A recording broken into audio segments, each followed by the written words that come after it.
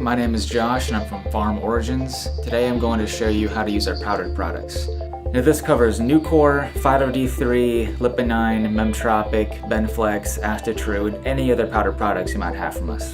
Now we get a lot of questions as to why we don't supply capsules. All of our products are 100% raw delivery with all active ingredients, which basically just helps the ingredients get to your bloodstream much faster. And also by avoiding capsules, you move away from having to have inactive ingredients like magnesium stearate, which nobody wants.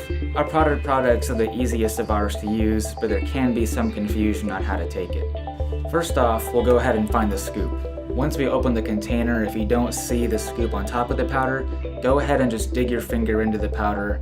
Once you have that, we can move on.